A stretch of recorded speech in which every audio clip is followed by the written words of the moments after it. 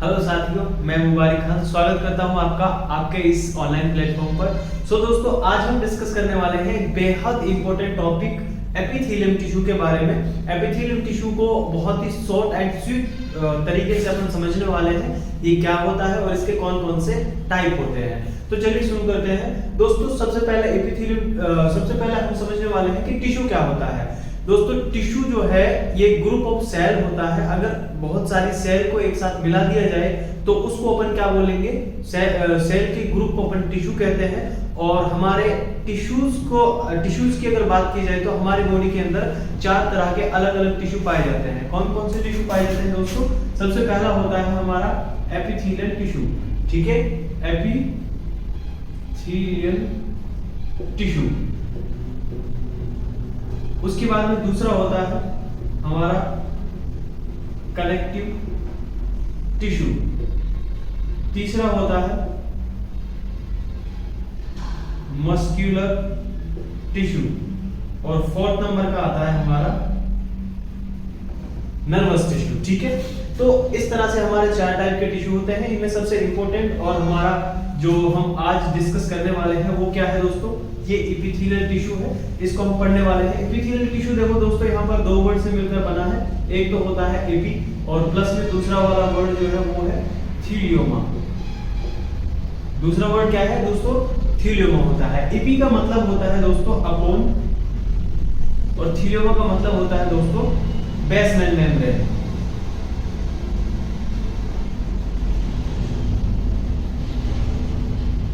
मतलब 2 चीजें हैं, एक होता है अपोन और दूसरा होता है बेसमेंट मेम्ब्रेन। कहने का मतलब यह एक ऐसा टिश्यू है जो कि किसी बेसमेंट मेम्ब्रेन के अपोन मतलब ऊपर, किसी बेसमेंट मेम्ब्रेन के ऊपर पाया जाता है। ऐसे टिश्यू को अपन क्या कहते हैं दोस्तों? एपिथेलियल टिश्यू कहते हैं।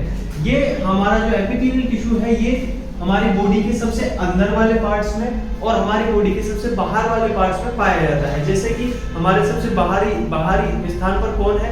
हमारी स्किन होती है। और सबसे अंदर हमारी बॉडी के अंदर क्या होते हैं? इंटरनल ऑर्गन्स हैं। जैसे हमारे बॉडी के जो ऑर्गन है उनकी जो सबसे अंदर वाली लेयर है वो किससे बनी है? एपिथेलियल टिश्यू से। और जो हमारी स्किन है, हमारे आउटर में जो स्किन पाई जाती है वो स्किन के ऊपर भी क्या होता है दोस्तों? एपिथेलियल टिश्यू ही होता है। एपिथेलियल टिश्यू की बात करें तो इसको सिंपली 2 भागों में डिवाइड किया जाता है। एक होता है दोस्तों सिंपल एपिथेलियल टिश्यू और दूसरा होता है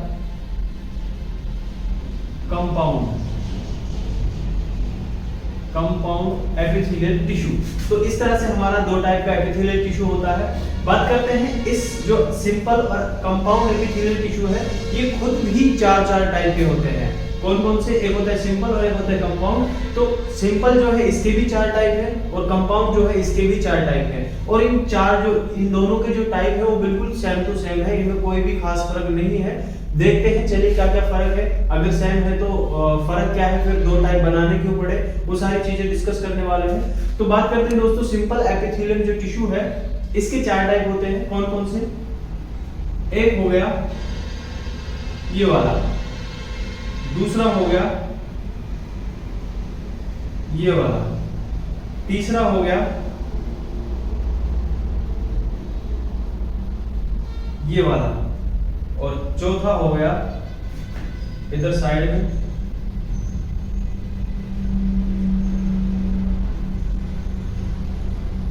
ये वाला। ये 4 हो गए, फर्स्ट, सेकंड, थर्ड और फोर्थ। दोस्तों, ये मैंने यहाँ पर कुछ स्ट्रक्चर्स बनाई है, नाम कुछ भी नहीं लिखा है। उसका रीजन ये है कि जो ये स्ट्रक्चर है ये साइज या शेप के आधार पर ही इनका जो सिंपल और कंपाउंड है इनको बांटा जाता है। इसीलिए मैंने यहाँ पर सिर्फ और सिर्फ क्या बनाया है? ओनली एंड ओनली स्ट्रक्चर बनाया है। आपको दिख रहा होगा ये कैसा है? ये स्क्वायमस शेप का है। इसीलिए इस वाले टिश्यू को अपन बोल देते हैं दोस्तों स्क्वायमस।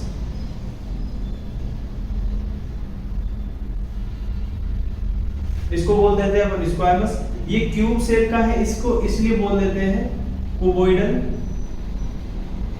यहाँ पर ये आपको कॉलम शेप का दिखाई दे रहा होगा, जैसे दीवारें होती हैं, जैसे कॉलम्स होते हैं। और तो ये ऐसे मतलब इसकी लेंथ जो है मतलब लंबाई तो बड़ी है और चौड़ाई जो है इसकी छोटी है। यहाँ पर जो क्यूब शेप का है इसकी लंबाई और चौड़ाई दोनों बराबर है, इसलिए क्यूब शेप का है इसीलिए इसको कोवोइडल बोल दिया।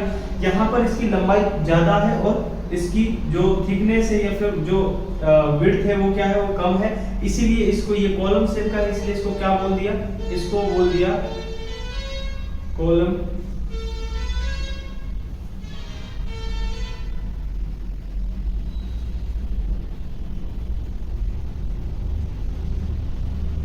इसको बोल दिया कॉलमनर।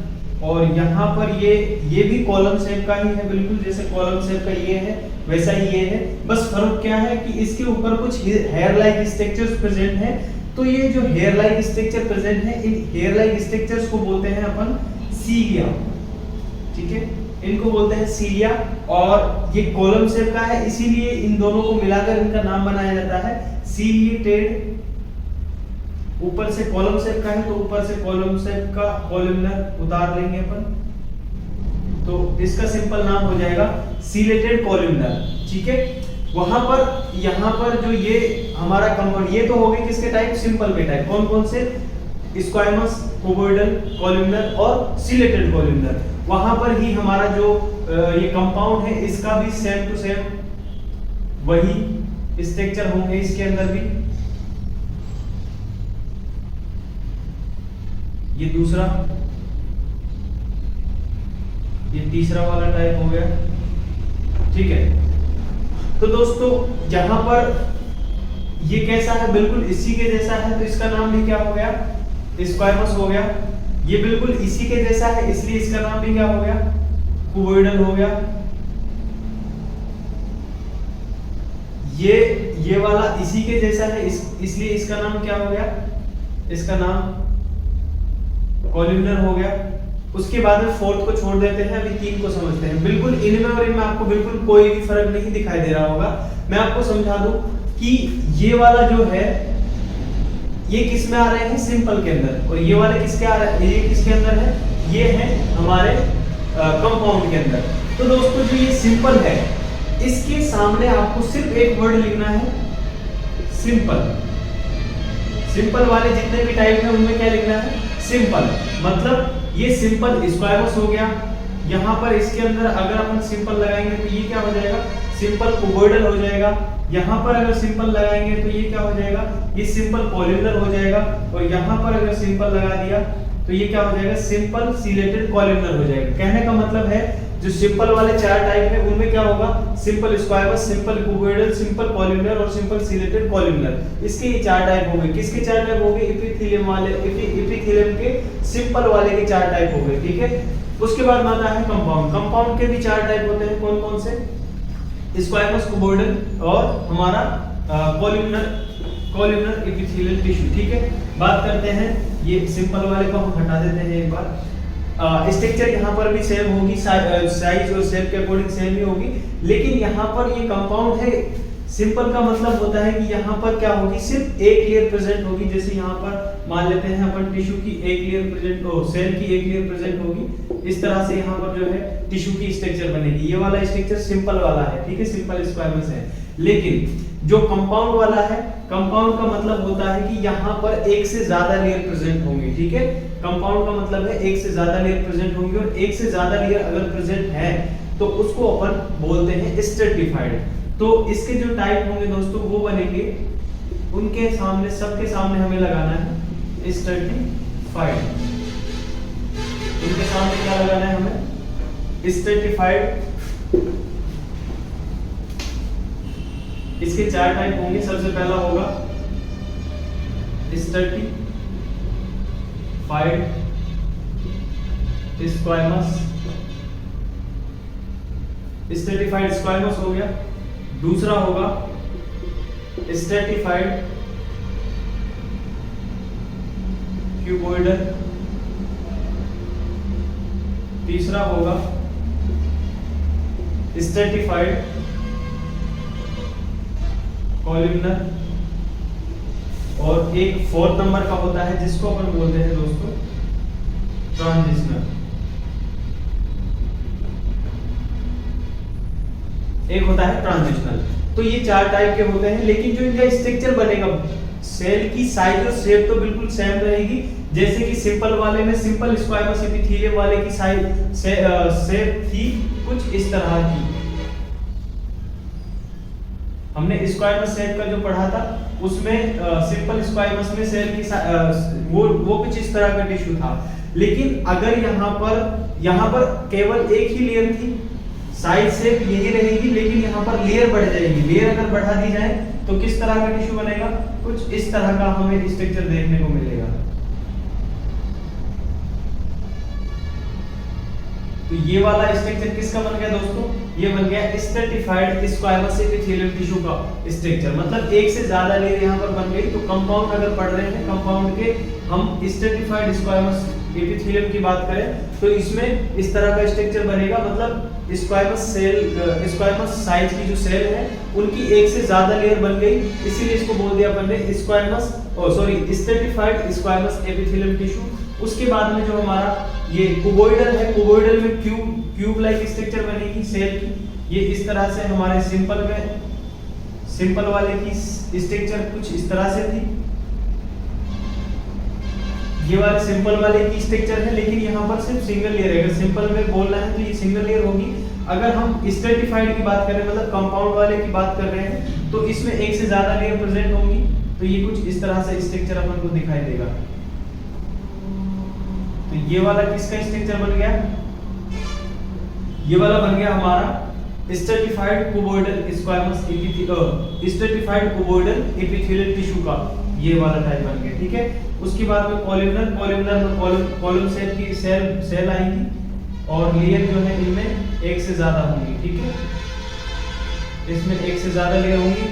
तो कॉलम शेप की यहाँ पर सेल होंगी, टिश्यू बनेगा कॉलम शेप का, इस तरह का यहाँ पर डायग्राम आएगा। और ट्रांजिशनल एपिथेलियल टिश्यू जो होता है ये दोस्तों ऐसा टिश्यू होता है जिसके साइज और शेप में, मतलब स्ट्रेचिंग के अकॉर्डिंग साइज और शेप में वो कन्वर्ट हो सकता है। ऐसे टिश्यू को अपन बोलते हैं ट्रांजिशनल एपिथेलियल टिश्यू। ये वाला टिश्यू हमारे यूरिनरी ब्लैडर, हमारे यूरेटर्स एंड पेल्विक कैविटी के अंदर पाया जाता है। जैसे कि जब हमारा यूरिनरी ब्लैडर जो है वो नॉर्मल, मतलब जब उसके अंदर यूरिन प्रेजेंट नहीं होता है, वो एकदम नॉर्मल रिलैक्स कंडीशन में होता है, तो वो ऐसे बिल्कुल चिपका हुआ होता है। लेकिन जब उसमें ये मान लीजिए हमारा क्या है, ये यूरिनरी ब्लैडर है और ये अभी इस टाइम खाली है, लेकिन जब इसमें यूरिन आएगा और यूरिन फिल होगा तो इसका साइज क्या हो जाएगा, इसका साइज बढ़ जाएगा और इसके अंदर जो टिश्यू होंगे वो क्या करेंगे, वो स्ट्रेच करेंगे और फैल जाएंगे। मतलब अगर वो स्ट्रेच करेंगे या फैलेंगे तो उनकी साइज और शेप में चेंजेस आएगा। और ऐसे चेंजेस आना सिर्फ एक ही टिश्यू में पॉसिबल है और उस टिश्यू का नाम होता है दोस्तों ट्रांजिशनल एपिथेलियल टिश्यू।